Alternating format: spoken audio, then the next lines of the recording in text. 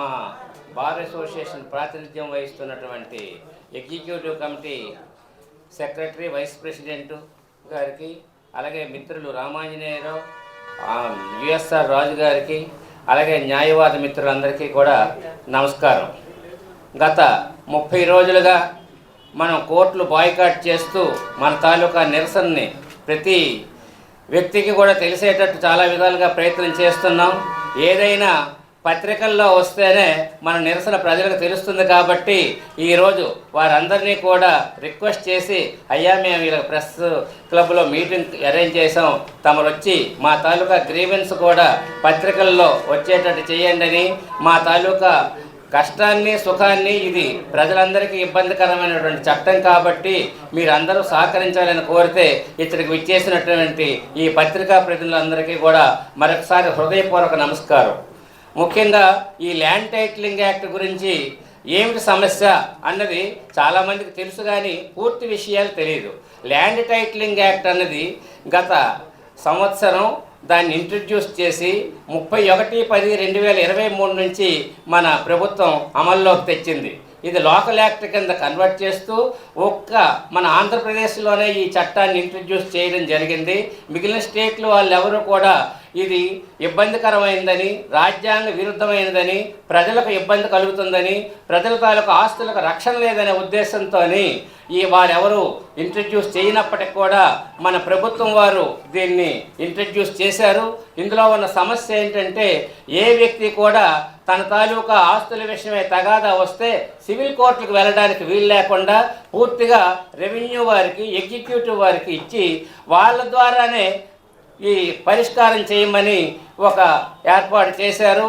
దానివల్ల మీకు తెలియంది కాదు, సివిల్ కోర్టులో చట్టాలన్నీ కూడా ఎన్నో ఉన్నాయి. లిమిటేషన్ యాక్ట్ ఉంది, ఎవిడెన్స్ యాక్ట్ ఉంది, స్పెసిఫిక్ రిలీఫ్ యాక్ట్ ఉంది, సక్సెషన్ యాక్ట్ ఉంది. వీటన్నింటినీ కూడా పురస్కరించుకొని ఏ ప్రొసీడింగ్స్ ఏ విధంగా నడవాలనే ఉద్దేశంతో ఒక ప్రొసీజర్ అనేది ఉంది. దాని ప్రకారం ఏదైతే సాక్ష్యంలో తీసుకోవాలి, ఏది సాక్ష్యంలో తీసుకోకూడదు అని ఎవిడెన్స్ యాక్ట్ చెబుతూ ఉంది. అలాగే ఏదైనా వాద్యం అన్నది ఎన్ని రోజుల్లోగా వేయాలి, ఎన్ని రోజుల తర్వాత దానికి లిమిటేషన్ ఉంటుంది, అది పనికిరాకుండా పోతుంది అనేది లిమిటేషన్ యాక్ట్ చెబుతుంది.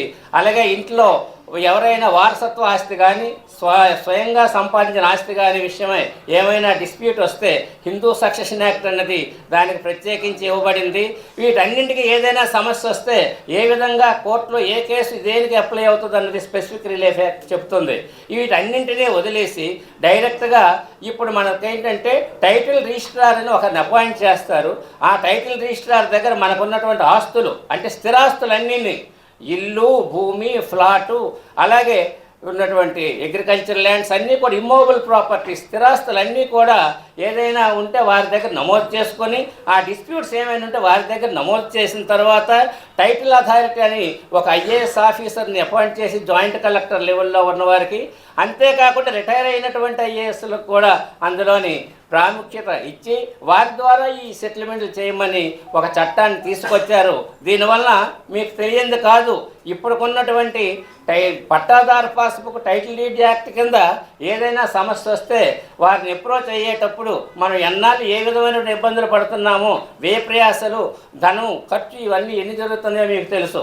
అలాంటిది కొన్ని కోట్ల ఆస్తులు అనేది వాళ్ళ చేతిలో పెట్టి, అయ్యా దీని మీద ఏదో పరిష్కరించమనమంటే దాని తాలూకా పర్యవసానం ఏంటో, వారు ఏ విధమైన తీర్పులు ఇస్తారో, ఎందుకంటే లా పరిజ్ఞానం అనేది వాళ్ళకు ఉండదు.